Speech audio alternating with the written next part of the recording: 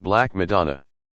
Most famous of Bernard of Clairvaux's sermons was his sermon Super Cantica Canticorum, Sermons on the Song of Songs, which explored themes of spousal love, ecstasy, and union of God.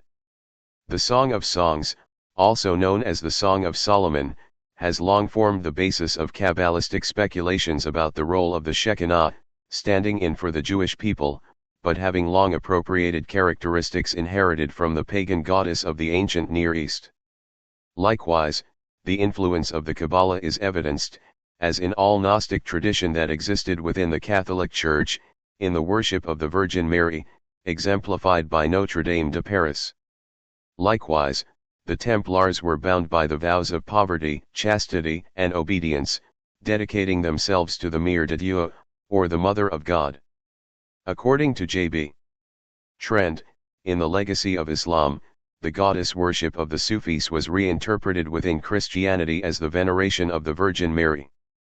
25. The Sufis in turn shared influences from Jewish mystics. Esoterically, the Shekinah of the Kabbalah, like the Virgin Mary, is a stand-in for the ancient pagan goddess, usually referred to as Sophia, Greek for wisdom. The Virgin Mary has been crowned Queen of Heaven, described as the woman of the Apocalypse with pagan symbolism in the book of Revelation 12:1, clothed with the sun, and the moon under her feet, and upon her head a crown of 12 stars. Bernard de Clairvaux identified Mary as the bride of the Song of Solomon. 26. According to the Song of Solomon, the bride, who is identified by Kabbalists as the Shekinah, pleads on her own behalf that, "I am black, but I am beautiful, O ye daughters of Jerusalem." 27. Egyptian depictions of Isis frequently displayed her holding her child Horus on her lap. Similarly, as reported by Ian Begg, author of The Cult of the Black Virgin, many statues of Mary holding her child found all over Europe, though mainly clustered in the south of France, were black. Bernard de Clairvaux was also known to have visited several shrines of the Black Madonna, for example at Châtillon and Affligem. To the Kabbalists, the Black Virgin is the female demon Lilith, the mother of Cain through Adam.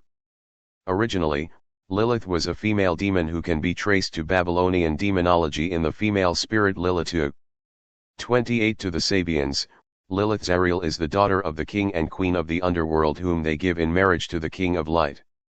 29. A few references to Lilith are found in the Talmud, where she is described as a demoness with long black hair, and a demoness with identical characteristics is found in apocryphal The Testament of Solomon, which is estimated to have been written between the 1st and 4th century AD.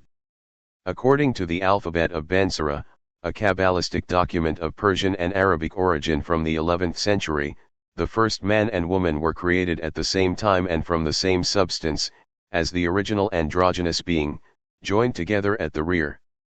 A conflict arose as to the best position for intercourse, and Lilith resented Adam's assumption of superiority and her subjection to a passive role. 30. Sometime in the early Middle Ages, Lilith became identified with Asmodeus, king of demons, as his queen. 31. In the Zohar, Lilith is known by as Black Harlot.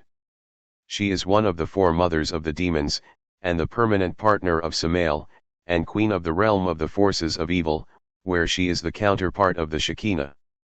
Just as the Shekinah is the mother of the house of Israel, so Lilith is the mother of the unholy stock who constitute the mixed multitude and rules over all that is impure. 32. According to the Zohar, after the destruction of the temple and the exile of the Shekinah, the bride of God, Lilith offered herself to God in place of his bride. So corrupted was the state of existence that God accepted her offer. 33.